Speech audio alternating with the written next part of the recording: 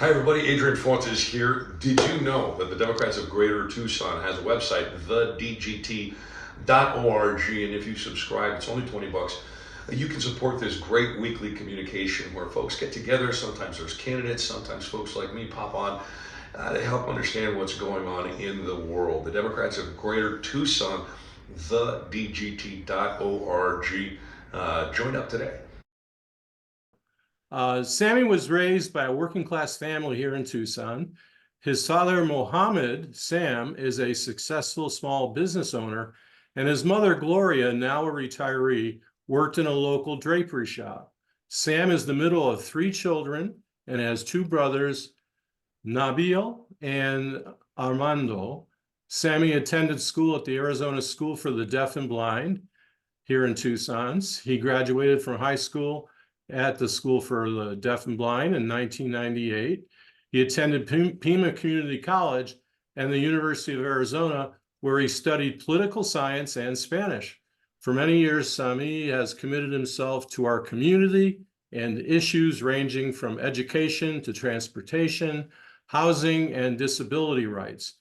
Sami served on the board of directors for the Arizona Center for Disability Law, now Disability Rights Arizona, and he serves on the Primavera Foundation. Sami also volunteers as a U.S. citizenship exam instructor with Pima Community College Adult Education.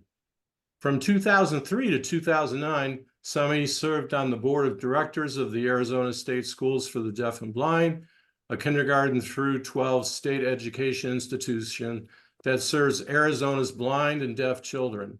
Sami served as board president and chaired the board finance committee, where he helped oversee the school's land grant trust fund. Sami sits on the Pima County Merit System Commission, Law Enforcement Council, where he hears Pima County employee appeals relating to terminations and discipline. Sami knows what it takes to serve our community and has done it before, where he served as a congressional aide to U.S. Representative Raul Grijalva for over 7 years. He worked in his Tucson office, where he helped residents and businesses solve problems and make government work for them. Sami knows firsthand the level of access and accountability that Pima County residents expect from their government. Today, he runs his own business as a self-employed notary and works at the University of Arizona in the athletics department. He is a member of the United Campus Workers Arizona Local 7065. Sami is a resident of the Menlo Park neighborhood and is the proud uncle of 6 nieces and nephews, ranging in ages 8 to 22 years old. Let's give a warm Democrats of Tucson welcome to Sami. Hello, everybody. Good afternoon. Thank you, Joe, for the reading of my bio, the introduction. I appreciate it. You're My welcome. name is Sami. My name is Sami Hammond, and I'm running to be your next Pima County Treasurer. Ladies and gentlemen, for far too long, the Pima County Treasurer's Office has been in the hands of the Republican Party, the GOP. We started the job in 2020, flipping Arizona blue. We continue to maintain it in 2022 by electing Katie Hobbs to the governor's office, Adrian Fuentes, Secretary of State, and Chris Mays, Attorney General. We need to finish the job down here now in Pima County by electing a Democratic treasurer now. And I'm the candidate that can do it, and I can bring it back into the Democratic column for us now. As Joe told you a little bit about my background, let me expand upon a little bit of my ideas for Pima County Treasurer. So, ladies and gentlemen, you know, when you think of Pima County Treasurer, you think of just going to pay your property taxes twice a year in May and November. Well, that is the key part of the job, collecting the property taxes, the tax collector for Pima County, in which the money goes to Pima County, the various jurisdictions around here, and the various taxing districts, as we know. Well, we can do more than that. We can be creative here as Pima County Treasurer. Okay, I'm back. Sorry about that, guys. Technical glitches happen. Let me get myself adjusted. There we go. Okay, turn off the camera there. All right, guys. Thanks for your patience here. I'm back online. Sorry about that. Technical glitches happen. So let's get back to this here. So as Pima County Treasurer, ladies and gentlemen, I have 3 ideas that I wanna do. One is I want to work to improve the customer service of the office. It's time to modernize it and make it better. Two, I want to work to stop delinquent tax foreclosures, to stop and prevent them. Right now in Pima County, defaults are coming on the rise, not in high numbers, but one is one too many, in my opinion, high enough. And three, my third point I want to do is work on our investment policies as county treasurer to make it better. We don't have a sound investment policy here in Pima County right now for the money we invest, and it's time to change that. So let's talk about the three priorities here. One is customer service. Right now, when you pay your taxes every year, you pay them in May and November, and you can pay them in person or you pay them online. And if you pay them online, obviously you go through a system that does it, and you pay a small fee for it. I like to work to eliminate, if not reduce, that processing fee as county treasurer, which I can do since I'll negotiate those fees with the credit card companies and the banks to do that. Two, as well, is in doing that is I want to work to improve work to stop delinquent tax foreclosures. So as county treasurer, one thing I'm in charge of, I'm elected, is I'm in charge of overseeing the foreclosure auctions based on delinquent tax foreclosures. And ladies and gentlemen, no homeowner should lose their home due to delinquent taxes. Yes, it can affect anybody and everybody, but it mostly affects senior citizens. And I want to work to stop that, because we want to make sure that no matter who the taxpayer is, we can get them on the sound financial footing. And you're probably wondering, and I'll just answer it now for you, the question: how would I fix delinquent tax foreclosures? Well, there is assistance out there from the state of Arizona's Department of Housing, from their Housing Assistance Fund. It was a big source of assistance during the COVID-19 pandemic, when people were out of work, couldn't pay their mortgages or even pay their property taxes. I want to help utilize that tool to get that done. But in order to utilize that tool, one priority I'll make is, when I say improving the customer service, I will literally improve the customer service.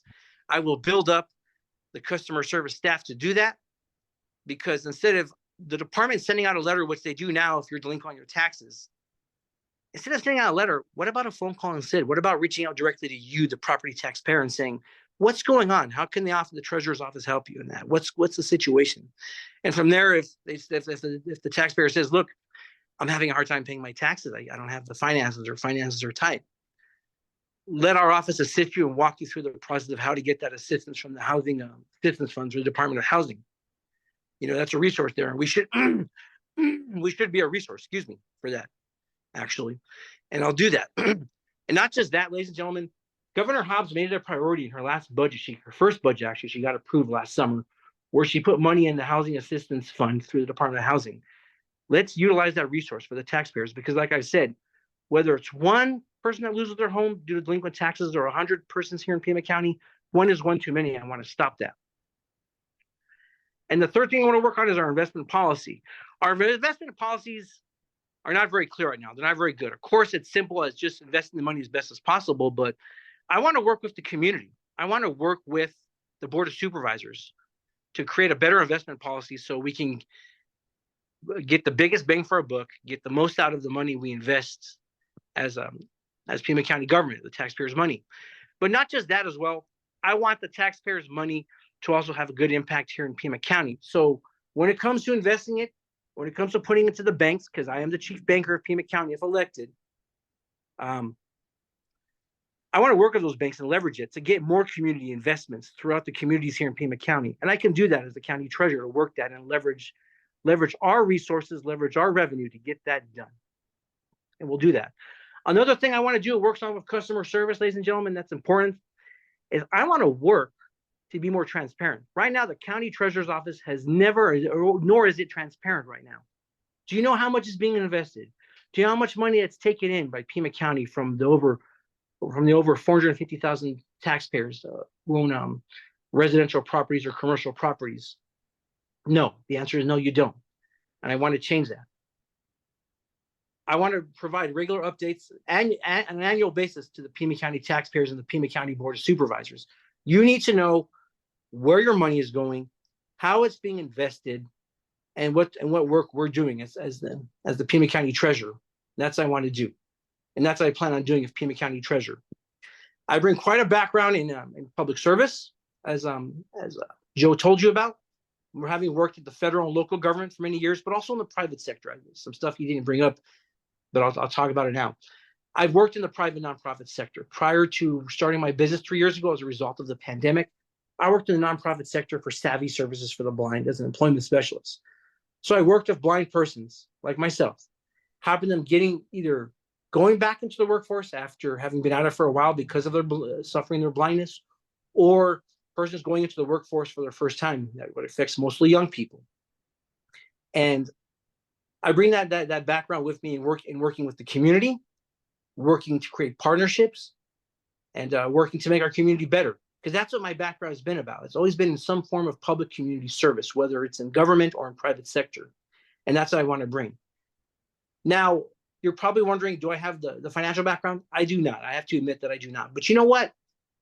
You're not electing a micromanager. You're not electing a bureaucrat. You're electing a leader. I have the vision for the office. I'm a leader. And part of my leadership and vision is you trust and rely on the people that work in the treasurer's office, the professionals who have that background. That's what I'm going to do, and that's going to be my job is there. I trust them. I know they do a good job now. I know they do a good job for me if I'm elected treasurer for anybody, but I hope it's me. That's what I plan on doing as county treasurer. Now, also furthermore as well, I'm going to work with the other treasurers throughout the state, the other 14 county treasurers. I can learn something from them. They'll learn something from me as well. Not just that, I bring relationships. So any laws that need to be changed, like an idea that was brought to me by a constituent, a voter, said, instead of paying our property taxes twice a year, how can we pay them every month to the treasurer's office? Well, simple. The law only says twice a year. So I'm willing to work with the legislature and the governor's office to get that change made. I have relationships. I have worked with Governor House before, prior to her being the governor when she was in the legislature and Secretary of State's office. And I've worked with members of the legislature. I have helped pass laws at the state capitol before, bipartisan laws. So I can work with Democrats and Republicans. I want to get that done. So even though I may be a Democrat, I'm willing to work with anybody, because as far as I'm concerned, it doesn't matter whether a taxpayer is a Republican or Democrat to me. It matters to know that they're a resident of Pima County and that they're paying taxes, and to work with them on that. And those are my priorities, what I want to do in the job as well. And also, I want to hear from you, the public. I want to hear from you if I'm elected. That's why I want to create a great customer service division within the department to reach out and work with the taxpayers. Because at the beginning and the end of the day, ladies and gentlemen, I work for you. The members of the treasurer's office work for you. You are our bosses. You put us there. And if I'm elected on July 30th in the Democratic primary and elected in the general election November 5th, I ask you to do one thing. Hold me accountable. Please do that. Please make it known. Hold me accountable. Let me know what you want. I want to hear what you have to say. I want to do that because you know what? Like I said, I work for you. Part of being held accountable is working for you and hearing from you. And that's what I ask for. Those are the extent of my remarks, Joe. I'm willing to take questions if there's any at all whatsoever. And I thank you guys in advance for your time as well, everybody who's joined the Zoom today here at GGT. We are ready to go. Okay, first question is from Lillian Fox. Lillian? I am so glad you're running, Sammy, and I'm so glad I got to sign for you to run. The question I have is I'm not familiar with the eviction process for unpaid property taxes. I know it happens, but am I right to assume that when those houses, foreclosed houses are sold for taxes, they not nearly the value of the house is collected? Well, Lillian, let me thank you. Well, thank you for joining, Lillian. I'm glad to have your support. I thank you for signing my petition, and you're a great friend and supporter. I appreciate that very much. And I'm going to answer your question in a little more detail, if you don't mind. So right now, when a person has unpaid taxes after 2 years, so obviously they don't pay their taxes for 2 years, that goes to a delinquent tax foreclosure auction.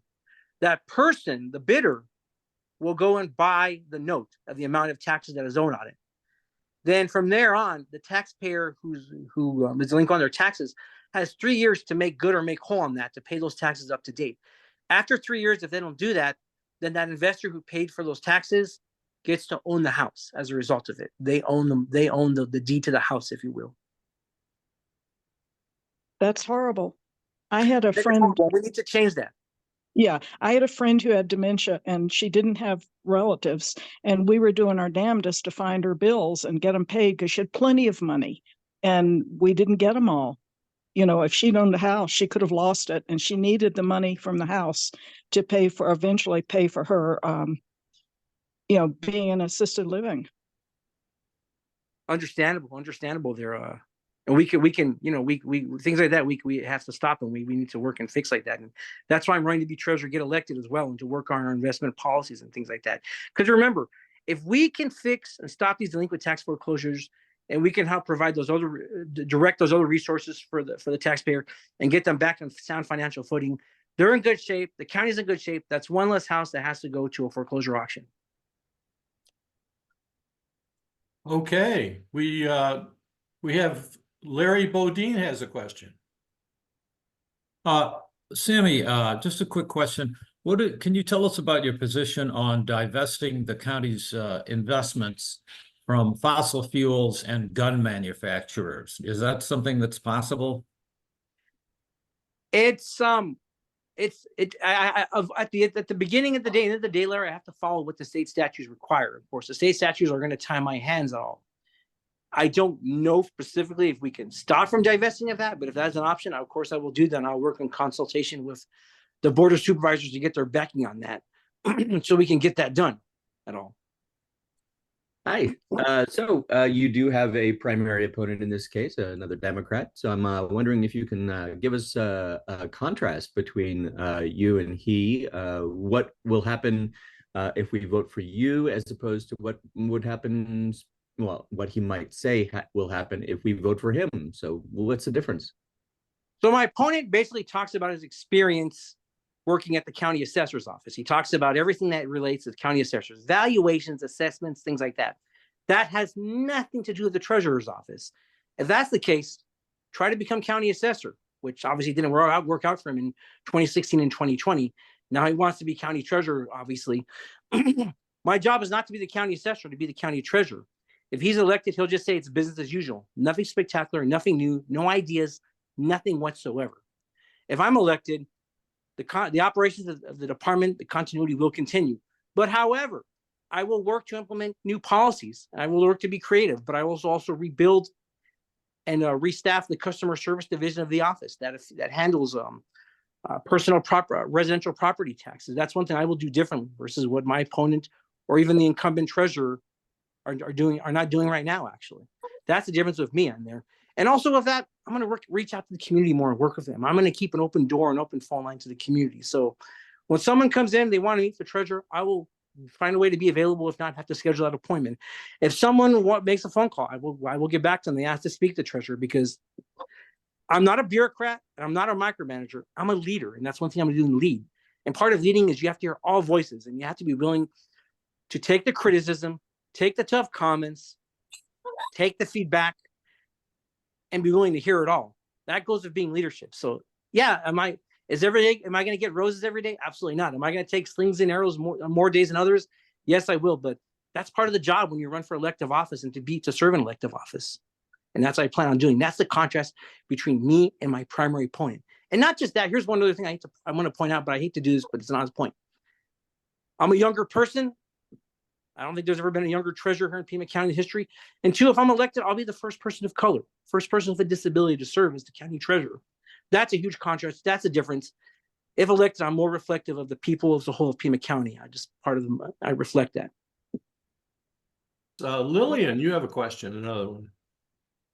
Okay, this is just about the money, Sami. I don't remember. Do you need $5 donations, or do you need real money to run? I need real money to run. There's no clean elections component when you run for county office, unfortunately. So okay.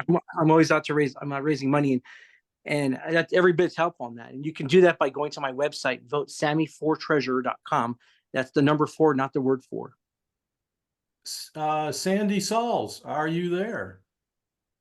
On deposits, with Dropbox, Dropboxes in Phoenix has many operations. The money's going out of the Pima County area, no matter what type of brief time. Are there any banks or any way to do the whole processing and keep everything within Pima? Is anybody big enough to handle that kind of cash flow here? You know what you're talking about, Sandy, is what you're talking about when you, like you said, the payments get sent to Phoenix. That's because the treasurer's office contracted the service of processing those payments out.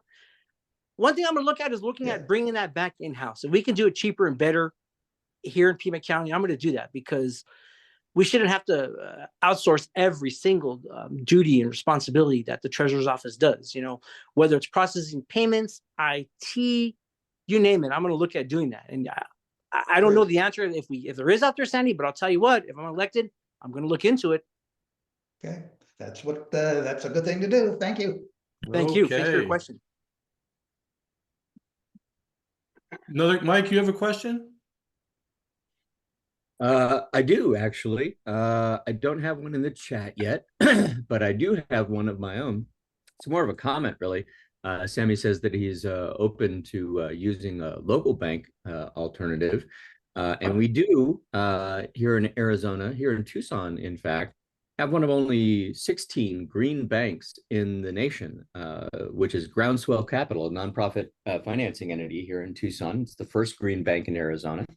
And so, you know, I would suggest that maybe he look into our green bank as a possibility, because that would help out with environmental projects here in the Tucson region. I like the idea, Michael. Thank you for that, because I want to see local investments from the banks as well. Actually, like I said in my remarks, I have a lot of leverage as county treasurer. You know, I would bring quite the financial portfolio, the amount of money that the county government has into a bank, and so I could, you know, we could use that to leverage it as well. And I thank you for that suggestion as well. Absolutely. And remind me, if I'm elected after November 5th, please remind me. And I know you're good at that. Yes, I would. Yes, I am. That's a great idea. Yeah. I love the idea of people not losing their houses, especially if they're seniors. How would you implement this? I guess I'm not sure about. You said you have control over a lot of money. How would you go about implementing this if this is not too far away of a question? You would need to hire people. You would need to.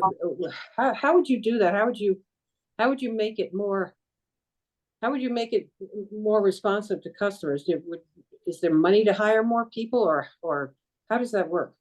Yeah, that's a good question. So right now, the county treasurer's office has budgeted for 30 employees. As per I saw the fiscal year budget that was started July 1st of last year. Mm-hmm. They have 25 positions last time I checked that are filled up. So that means there's 5 positions that need to be filled. I will work to reprogram some of those positions, if you will. We work to do that, to create the customer service aspect to it more, and retool it and refocus it, actually, with that. So I have some flexibility as county treasurer to do that, and that's what I plan on doing.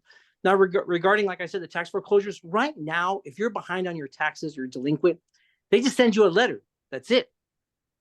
They send you a letter, just a letter, and that's it. But if I'm elected, it's gonna be more than, it's not gonna be more letter. It's gonna be just also a phone call and a direct reach out to that taxpayer. We're gonna do that to make that happen. That's what I'm gonna do. If it's not a phone call, if we have to take the extraordinary step, maybe we might have to drop by the taxpayer's home and to see what's going on, because some people may not have access to a phone or not mobile. So if we have to do that, we'll be creative and do that. And that's the plan, actually, because, you know, you shouldn't have to just come to us when you got to pay twice a year. If there's something wrong, let us reach out and come to you if that's what it takes. Okay. Can I ask another question, or is there somebody in the line? I'm open to There's follow a up. couple of people, but go ahead, Andrea. I think we got plenty of time. Talk about a time when you've had to, in your private or public service, when you've had to try to reach a goal with groups with competing interests. What did you do to bring everybody together to work toward the goal, and how did it turn out? Just give me an example. Thank you. All right, here we go. So my first year on the board of directors of the Arizona School for Deaf and Blind, we did not renew the superintendent's contract. Now, mind you, I'm dealing with 2 groups here in the community, with the deaf community and the blind community. 2 different groups, 2 different goals. Obviously, they have 2 different outlooks, obviously. So when we fired that superintendent, and in 2004. Yeah, it was 20 years ago. Wow. I was a younger man back then. I remember there was quite the uproar, not from the blind community, from the deaf community, because the superintendent at the time had a background in deafness. So the deaf community decided to hold a forum here in Tucson about the matter of the superintendent being fired and to come after the board. So being a young man that I was then, I was full of a vin and vinegar then. Maybe I have a little more in me left still now. I decided to walk in the lion's den, pardon the expression. I walked into a meeting that I knew they were going to be hostile to me. I sat there and listened to them. When they started talking about who the board members were and they showed our faces on the screen, when they pointed out, they showed my picture and they said, and there's one of the board members is Sami Hamid, who is in the back. Bunch of heads turned to me, looked at me. I just smiled and waved. So as the presentation went on, they asked me, would you be willing to say something? Are you willing to talk? I said, absolutely. So I went and talked and said, look, I'm here at this meeting. I hear your concerns. I know you're not happy with me and my 6 other colleagues at the time. But you know what? That's the past. Let's look forward. And part of looking forward, I told them, is I want to work with you. I want to hear from you. I want you involved in the decision-making for a new superintendent. My door is open. I'm trying to prove that by being here today, I said. And I'm willing to take any questions, comments, even criticisms you've got. As a result of that, I quelled down the anger. The next day, from there on out, people's tones changed. They enjoyed the welcoming aspect and presence. And any thought of a mutiny or quote unquote riot or protest was completely gone and off the table. And the hiring of that next superintendent for the next 12 months, that process went smoothly. It all just comes down to, Andrea and everybody, you got to reach out and meet with people, even if they're your critics, if you don't agree with them. There's nothing wrong from hearing from people. Healthy debate, healthy exchange of ideas is good, even with people you don't agree with. I don't believe in groupthink. I don't want to live and work in a cocoon. I'm willing to hear from people. I don't care what their backgrounds, views, ethnicities, political parties, or leanings are. I'm willing to hear from everybody. By doing that, I hope I can make better, sound policy decisions and manage a better office if I'm elected treasurer as a result of that. I received the endorsement of the Arizona National Organization of Women PAC here in Arizona. They've endorsed me in the race. I just recently received on Thursday the endorsement of the Pima Area Labor Federation. So the men and women of labor are standing with me in this election. I have the endorsement of a good friend, great person, former Pima County Recorder, F. Ann Rodriguez. She's endorsed me in my race. She's been very helpful, giving great advice. Also, Ward 2 City Council member Paul Cunningham. But those are some of my endorsements. As I told you, more endorsements will be coming in as the campaign goes this summer. I'll announce those accordingly on social media and on my website. With this relief program that you're talking about for people who are arrears on their county taxes, where is the funding source for that? And what does it depend on? And what are the backup plans if that money goes away somehow? The funding source is the Housing Assistance Fund, which is run and overseen by the Arizona Department of Housing. So that's money that's appropriated by the legislature and, of course, approved by the governor as well. Mm-hmm. And that's not the same as the $100 million that they put aside for building lower income housing. Is that the same pot of money? Nope. Two different pots of money. Same place the money goes, but two different pots. Okay. And how much is in the pot that you're talking about? I don't know the exact number right now because some of it's federal money. It's a mix of state and federal money. I see. Okay. And a lot of it started because of the pandemic, actually, as a result. I see. So is there a chance that that's going to get zeroed out at some point? There could be, but it's up to the legislature and the governor actually to do what they could do. But let's put it this way, guys. With Governor Hobbs, that makes a huge difference, her being in the governor's office, because she has a lot of leverage when it comes to budget negotiations. She can do that. And Governor Hobbs has a background as a social worker, so she knows what housing is. She knows how important it is. We know of Governor Hobbs that we can get her to make that a priority. And not just that, if I work with the other 14 county treasurers through the Arizona Treasurers Association, or even the Arizona Association of Counties, which is the lobbying arm of the county governments, we can make that happen. We can push that and we can make that a priority, actually. Mm-hmm. And is there a way that you can work with the Pima County Board of Supervisors in order to create a funding source locally that might be able to help people that we'd have better control over in the future? Absolutely. I could work with the Board of Supervisors, no question. I have relationships with them. I have relationships, especially, with them all, and I'm willing to work and to do that. We can find the funding source together. It won't happen overnight, but we can get it done. There's no question about it at all. And I know, if elected, I would sit down, meet with them, and I know they'd be open to an idea to create something like that whatsoever. Because remember, part of affordable housing is also maintain current housing. It's just not building new housing. Yeah, it's very expensive when somebody gets evicted from their current housing to rehouse them. So looks like Lillian Fox and Andrea Kennedy both have their hands up. So, Yes, they do. So Andrea, it's your floor. My turn. Oh, it's my understanding that the homeowner assistance funds, which was part of the American Rescue Plan, was federal money. I wasn't aware that it could pay back taxes. Yes, it Correct? does. Yeah, Yeah, it does pay back taxes. Absolutely.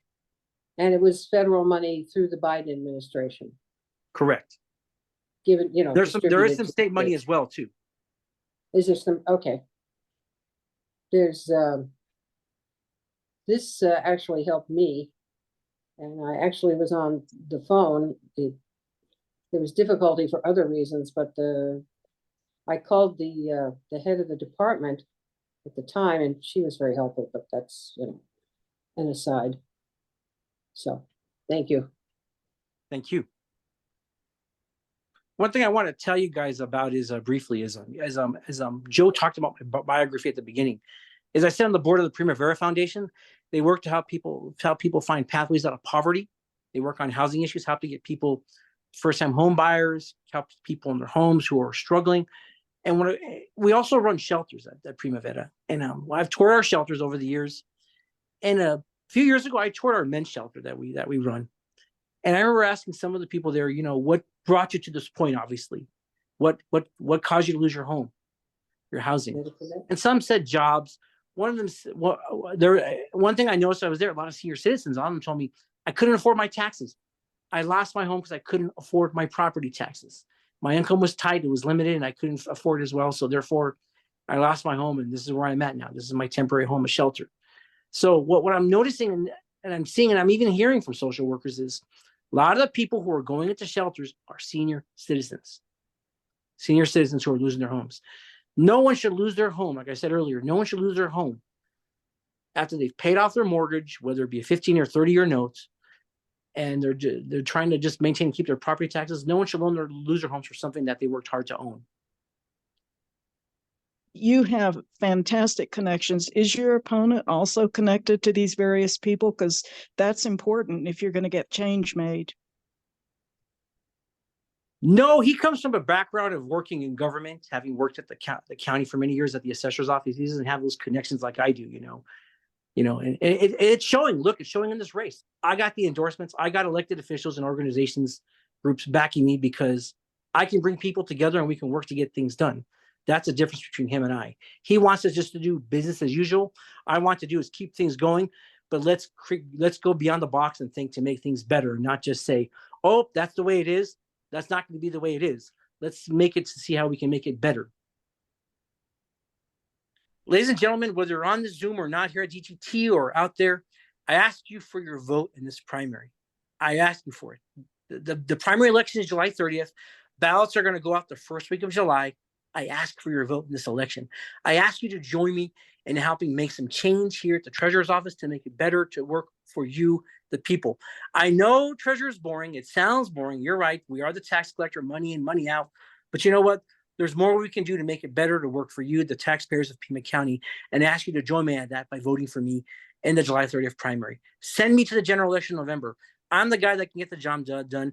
I'm the guy that can beat the sitting Republican right there, right now in office, and turn that office blue and bring it back into the Democratic column. Because of the constitutional row offices here in Pima County, that's the last and only one the Republicans hold right now. Let's break their grip and let's grab onto it and hold it for many years to come, starting on November 5th, 2024. Okay, well, we got another question for you. And Susie Anderson has it. Hi, Sammy. It's so good Hello, to Susie. see you here. How are you? Fine, thank you. I was wondering, the people who will work under you, what kind of background do they need to get a job in the treasurer's office? Well, this is now as county treasurer, a lot of the employees there, a good number of them are what they call merit protected employees. So they're hired based on their backgrounds or qualifications, their merit, if you will. So there's going to be a lot of employees there. Now, as county treasurer, I do get to bring in some appointees that I appoint directly, excuse me. So like, for example, my chief deputy treasurer, they will have a background as being a certified public accountant. I want my chief deputy to be a certified public accountant to help me run and maintain the office and oversee the numbers, if you will, the financial numbers as well. And I wanted to bring in some staff with community backgrounds who can work with the community and help get the message and the word out we're doing, but also reach out to the community and people in times of need who need that assistance when they're behind on their delinquent taxes. So this is where my background, having sat in the Pima County Merit Commission, comes in handy. I know what it takes. I know the merit rules, and I'll know they'll be even better if elected. So when it comes to hiring, and if I have to terminate or discipline employees accordingly, unfortunately, then I'll be able to do that, and I'll know that. So that's where it comes in there. So like I said, my chief deputy will have a background as a CPA. And I want to get the job. I want them to get that job done. That'll be key, as well as other staff people. There's only one politician that will be in the office. That's me. That's the only one on the door. Everyone else will be professionals across the board, Susie. Okay. That doesn't mean you're not professional. It just doesn't mean you're not a CPA or have that kind of background. So, but you are a true professional. Oh, thank you. I appreciate that. There's one thing I tell people, this I'll tell you all. I have no problem hiring people who are more experienced than me and older than me. I'm not insecure about that. I want that because in order for me to do the best job as possible and for the office as a whole to do the best job as possible, there's nothing wrong with surrounding myself with people who are a little more knowledgeable and older and experienced than me in certain ways. And that's okay. I don't mind doing that at all because at the end of the day, it's not about me. It's about the office and the work we do. And, the only person the voters get to hold accountable is me. So if something is wrong, I'm held accountable. But that's why I want to hear from you so we can avoid any problems in the future. So far, so good with the treasurer's office, but I know we can make it even better. Okay, Mike, you have your hand up. Actually, Bill raised his hand and it's his first question. So let's move on to Bill first. Okay, Bill. Go ahead and mute yourself and ask your question. Yeah, Sammy, appreciate you being here today. This is the first time I've heard you speak, and I'm really impressed with what I hear. I'm driving, so I've only got half listening, hopefully trying to avoid hitting somebody else as well. But the reason I asked was the reason I mentioned the fact I'm driving is I'm not sure I picked up on this, but you said something about your website. Is your website totally not functional now, or can we go on the website today and make contributions? You can't make a contribution to it right now because the link is not up right now. We have to take that off, unfortunately. Okay. But it'll be functioning very shortly. I promise that within the next 48 hours. I give you that. Okay, that's what I want to check on. Okay, thank you. No problem. Bill, better you driving than me, my friend. And be careful out there. Oh, he makes a joke about it. I'm in Oro Valley headed towards Marana. I'll be in Oro Valley tonight, my friend. I'm going to be speaking at the Democrats of Oro Valley tonight, live in person, actually. Oh, okay, good. Yep. And what I tell you now is, you know what? I'll let you handle the driving of the car. Let me help driving the office and keeping it going forward as county treasurer if elected. Okay. Andrea has a question. So, driving, has anyone ever asked you how being legally blind affects? Obviously, you're keeping pretty busy doing a bunch of things, but does it affect what you do for good or ill? And what do you do to compensate for it? My disability doesn't affect me. It doesn't affect me doing the job and getting out there and campaigning. It doesn't. Look at the numbers. I'll tell you the first set of numbers in this race. I turned in over 2,600 signatures. I got in the race on January 12th, turned them in April 1st. My two other opponents, my primary opponent, 1,250 signatures, got in the race November 1 of last year. My Republican opponent got in the race last summer, turned in 1,800 signatures. I got a lot more in less time. No one holds me back. Nothing holds me back. Nothing will hold me back as treasurer. And one thing I'm willing to do is I'm willing to surround myself with good people. There's nothing wrong with asking for their help and getting the job done. I can't do it all by myself. You do it with people and their help, and that's the way it should go. My disability does not affect me. Like I tell people, don't judge me on my disability. Judge me on my ability to do the job. Well, I don't think anything stops you actually, but I wondered if someone else had asked. One person asked me during the signature phase, ironically, an eye doctor actually asked me, and he said, "How are you going to do the job?" I said, "Doc," I said, "You're not electing me to see, you're electing me to do it." I said, "So I can do the job, and I'm going to get the job done. I'm going to do it with great staff around me too, as well, actually." And I told him, like I told you, Andrew, I told everyone, don't judge me on my disability, my lack of eyesight. Judge me on my ability to get the job done and do it. Mike, do you have a question? Yeah, Sammy, I think you mentioned at some point that you were going to talk about your private sector experience. I don't know if you've gone over that yet, but I don't recall hearing it. So let's give you a chance to talk about that. Sure. So private sector, let me talk about it. I worked in the nonprofit private sector from 2016 to 2020. I worked at Savvy Services for the Blind as an employment specialist, as well as doing development, raising money. Great job. Loved working with the community, working with people, worked with private sector employers to help get blind persons back into the workforce.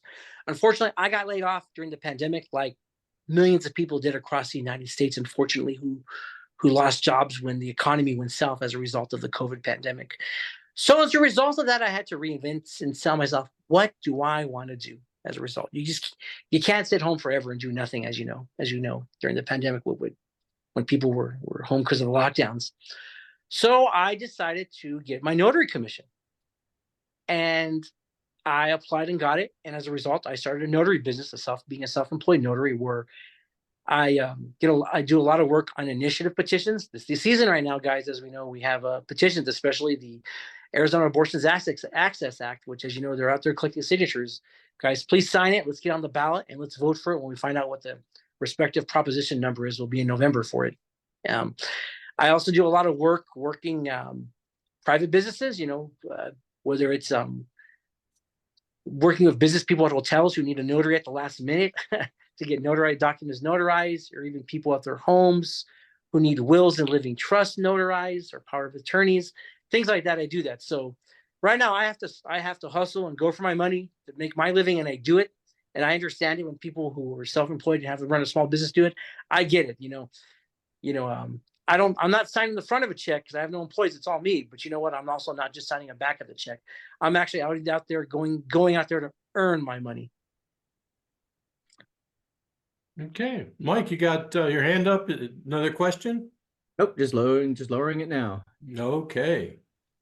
So we can wrap up with we got 5 minutes left. So I was wondering if Sammy could tell us a little bit about how his campaign is going, what his win number is, what is any strategic information he wants to give us. Yeah, that sounds great. You up for that, Sammy? How to volunteer Sure. for his Sure. Okay. Campaign is going good. I've been out there since January 12th. I haven't stopped. I've been out there at events, festivals, you name it, door knocking, knocking on doors all over the place, whether it's here in the city of Tucson, the Marana, Oro Valley, Green Valley, Sahuarita, you name it. I've gone out there. I've been out there knocking on doors as well. Because even though it's a countywide office, can I get to every door? No. Can I get to as many doors as I can? Absolutely. And that's what I'm trying to do right now. And also going to events. I just recently spoke on Saturday at the Tanque Verde Valley Democrats. We had a campaign candidate forum, so I was there. Like I said, I'm going to Oro Valley tonight to speak to the Democrats of Oro Valley. And I look forward on June 8th, Mike, to speaking to the Democrats of Greater Tucson at a candidate forum you all will be hosting live in person. I'm really looking forward to that. I prefer live events more. Zoom is an alternative, but live is the way to go. I like hearing, seeing you, shaking your hand, talking to you. I'm just getting out there as much as possible to do door knocking and things like that. And I'm going to win this race by getting out there, meeting and talking to as many people as possible. That's how I'm going to win. Getting out there and doing that and hearing them. That's what I believe in. That's how I'm going to win this race, because people want to meet and know who they're voting for, or at least hear them and talk to them. And that's what I plan on doing. But I can't do it alone. I have volunteers helping me as well in doing it. So we're getting out there, knocking on doors and getting that done, and going to events and things. And that's how we're going to do it. We're going to do it by doing that. We're also doing it by raising money as well. Like I talked about, we have an event on June 1st at Monterey Court. I have another event on June 21st at Manisco's Chihuahua, which is here at Speedway and Grande. It's a Friday night, a fundraiser. We'll be there as well, hosted by a bunch of people here in the community as well. So we're keeping busy. We're on a pace. You know, I'm just running, going, and we're not slowing down until the final votes are cast, respectively. I hope to be the nominee, and we won't stop running. We won't stop until 7 p.m. November 5th if I'm the nominee and I go to the general election. But I'm not stopping now. I'm going all the way to July 30th and hopefully November 5th if I'm elected as the nominee, which I ask for your vote, everybody. Great. Well, Sami, your enthusiasm is contagious, and your passion for being the next county treasurer is to be commended. Thank you. We wish you all the best of luck from the Democrats Greater Tucson. Thank you to GGT for inviting me. I really appreciate that, Joe, Mike, and the board of GGT for doing that. And I really appreciate it. I would love to, if I'm elected, I would love to come back and speak to GGT as a county treasurer. Hopefully it'll be in person in the future one day. Hey everybody, it's Senator Mark Kelly. As all of you know, Arizona Democrats have had a lot of important wins over the last few years. We won 2 U.S. Senate races, and we delivered Arizona's electoral votes to President Biden and Vice President Harris. We elected Governor Katie Hobbs, Secretary of State Adrian Fontes, and Attorney General Chris Mays. Now, those elections were close, and our victories mattered. Arizona Democrats from the federal to the local level have delivered real results for our state on critical issues like combating climate change, lowering prescription drug costs, protecting the right to vote, and preventing more restrictions on abortion access. The Democrats of Greater Tucson offers the opportunity to hear from elected officials and candidates about that important work and the issues that matter to them. That information will be invaluable as Arizonans head to the polls. So this election cycle, whether you're signing up to knock doors, make phone calls, or joining the Democrats of Greater Tucson to hear from and speak to Democrats in our area, please know that your voice matters and we need you on this team. Thank you.